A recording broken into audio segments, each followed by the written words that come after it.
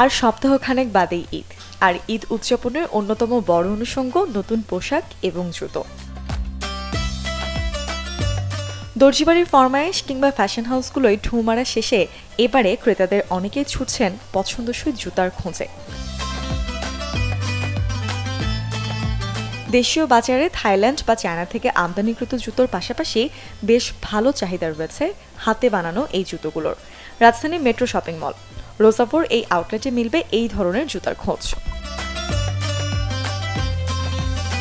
নাগরা, বক্সিল, sleeper, platform hill বা জুতি, নানা ধরনের জুতোর উপরে করা আছে কারচুপির কাজ। গাম বা আঠার বদলে তৈরি করা হয় শক্ত সেলাই দিয়ে, আর তাতেই হয় জুতো মজবুত এবং পোক্ত। মেইনলি হচ্ছে প্রায়োরিটিটা আমাদের পাওয়া হচ্ছে হ্যান্ডক্রাফটেড প্রোডাক্টের কারণে, কারণ আমাদের ডিজাইন যতগুলো আছে সবগুলো হচ্ছে কারচুপির কাজ করা, আমাদের সম্পূর্ণ হাতের কাজ করা এগুলো, বা হচ্ছে এগুলোতে কোনো বিশেষ করে অনেক আছে আপারের লেস ইউজ করা হয়, এরকম কোনো আমাদের ইউজ হয় না, বা সম্পূর্ণ কারচুপির কাজ।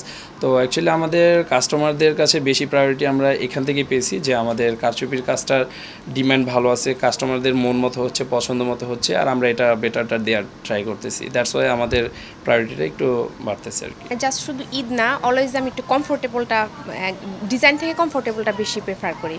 তো এবার দেখলাম যে অনলাইনে দেখে রুসাবোতে আমি চলে আসলাম, আমি তো অন্য কোনো দোকানে যাই না। এখানে দেখলাম যে জারদোসি ওয়ার্ক, তারপরে মানে নর্মালের মধ্যে গর্জাস, যেটা অ্যাকচুয়ালি কমফোর্টেবলও আর একটু ডিজাইনও আছে, তো এখান থেকে একটা নিয়ে নিলাম। সাধারণত কাজ ভেদে এক ডজন জুতো তৈরি করতে সময় লাগে 15 থেকে 17 দিন। ডিজাইন এবং নকশা ভেদে এই জুতোগুলোর দাম পড়বে 1000 টাকা থেকে 2500 টাকার মধ্যে। মুছুনা নিশি, চ্যানেল 24, ঢাকা।